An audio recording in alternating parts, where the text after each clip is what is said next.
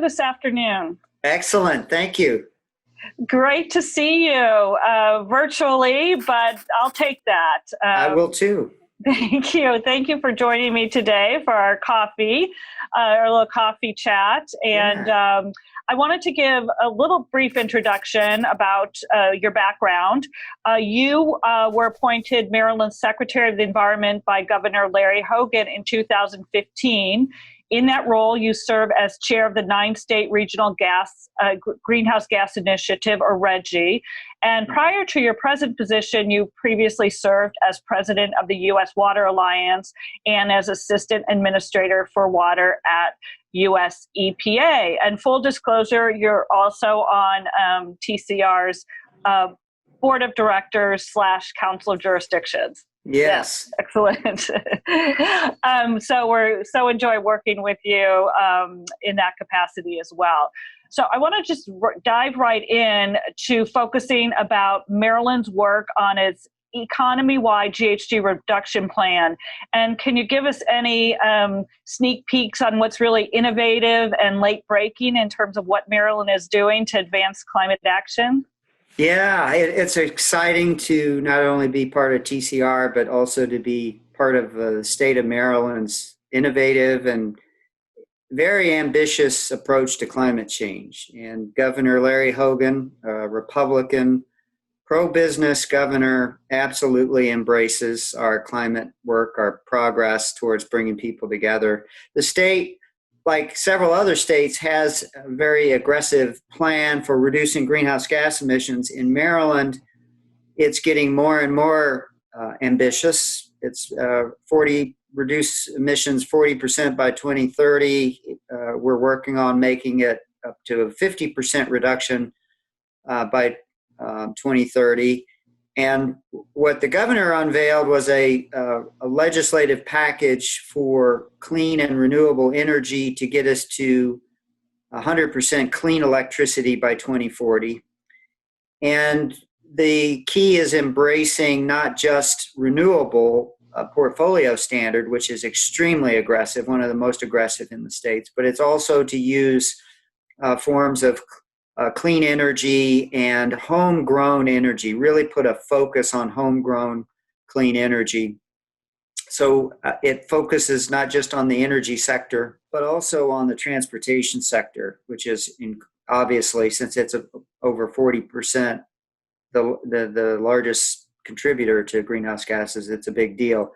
But Maryland loves its water and its Chesapeake Bay and its natural resources. So there's an increasing focus on natural and working lands, and working with agriculture and working with others to green and grow the economy. And the newest thing is that our department just issued, as part of the greenhouse gas reduction plan, a regulatory action to ban the manufacture and use of those super polluting hydrofluorocarbons. Mm-hmm. There are a few other states. The U.S. Climate Alliance helped us in that effort, but we literally just finalized those regulations, as well as regulations to significantly clamp down on methane emissions from compressor stations and pipelines. So between methane and hydrofluorocarbons, I think we're one of the states that's helping to lead the effort to reduce emissions, not just from CO2, but from those super bad greenhouse gases. So I love that term, homegrown, clean, green energy as a focus. Yeah. That's tremendous. So focusing locally, but you are also, Maryland, known for working very collaboratively with other states in the region, specifically like with Reggie and also the Transportation and Climate Initiative, and a new partnership, which is an offshore wind partnership with Virginia and North Carolina.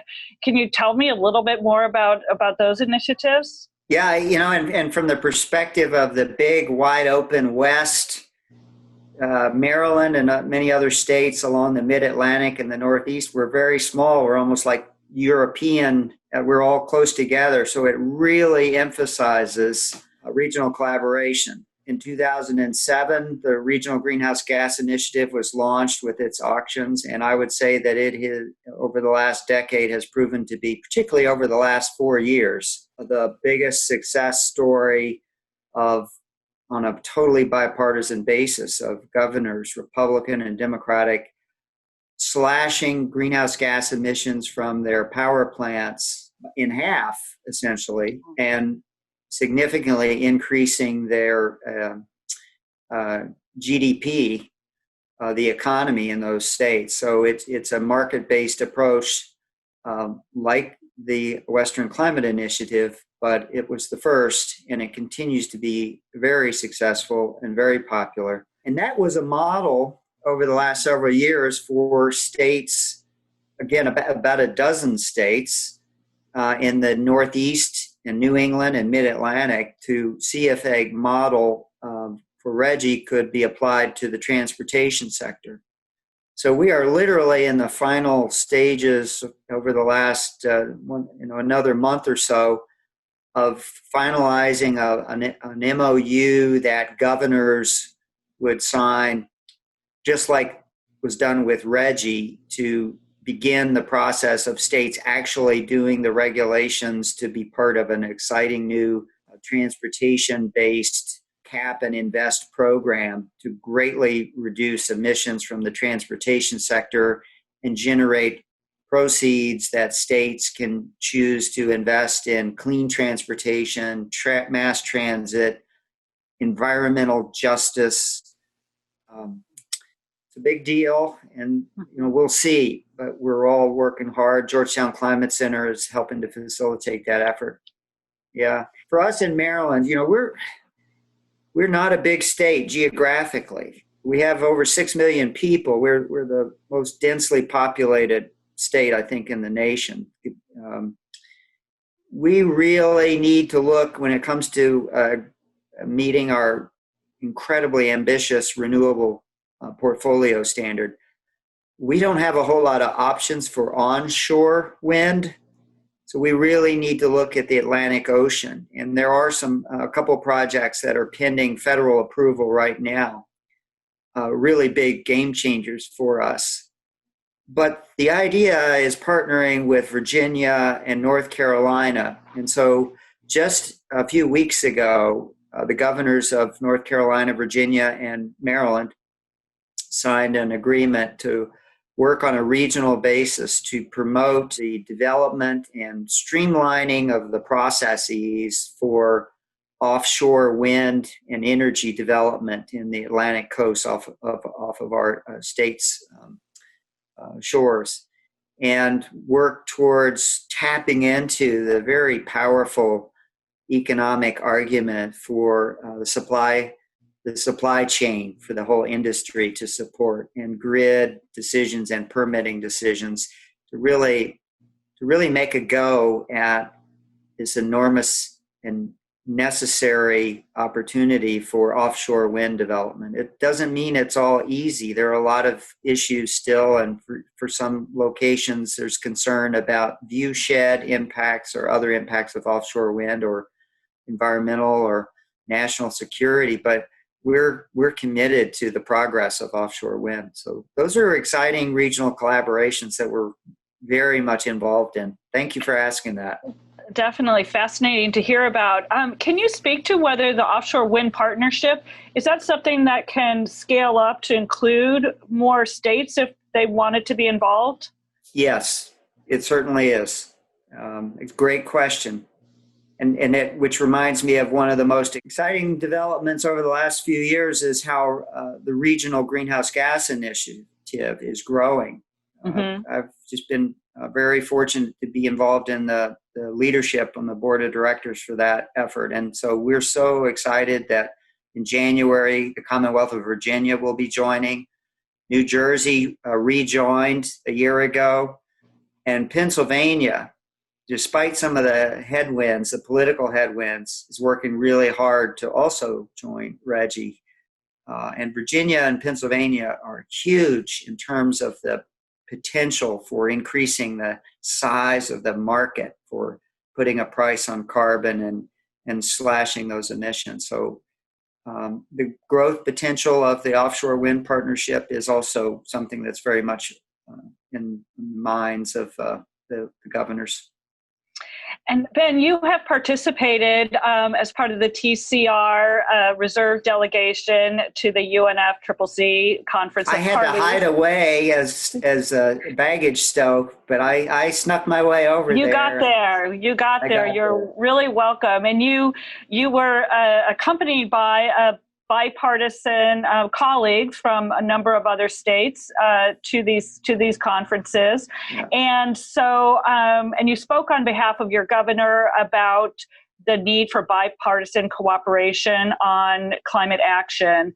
What is your thinking of how things are going to play out for the states leading up to COP26 and the focus of Maryland to participate in that next international climate conference? Well, I'm very optimistic and very hopeful on that front. And the need for bipartisan and state partnership and state leadership roles now is just as critical as months and years ago. And so this is going to be very important. Governor Hogan has made it very clear that he's looking forward to partnerships and the environmental leadership of the new administration coming in, Biden administration.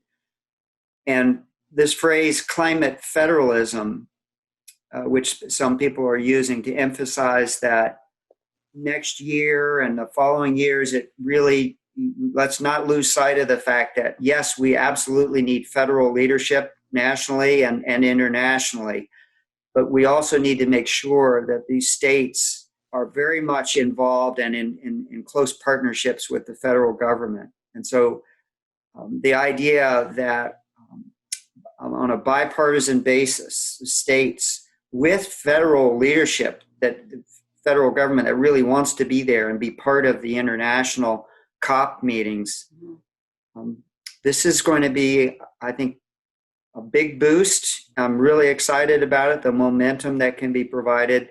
Just got to make sure that it doesn't become lopsided, like just federal leadership. It's got to be state leadership as well. Industry continued, businesses enlightened, and then the existential challenge of climate change need to be part of it. And Governor Hogan is really viewing this as a moment to underscore the bipartisan nature of this. It absolutely needs to be bipartisan. And there's a mandate for moderation too, in terms of not going too far in one extreme, but putting a sense of urgency on climate change, engaging your stakeholders and showing real progress, not denying anything other than the cost of inaction, which would be totally unacceptable. Well, thank you for all that you are doing and Governor Hogan is doing for the great state of Maryland. And I look forward to continue working with you collaboratively this year and next to implement these changes and to support Maryland as well. It's a blast. Thank you so much. Appreciate your all's leadership. Thank you. Thank you, Ben.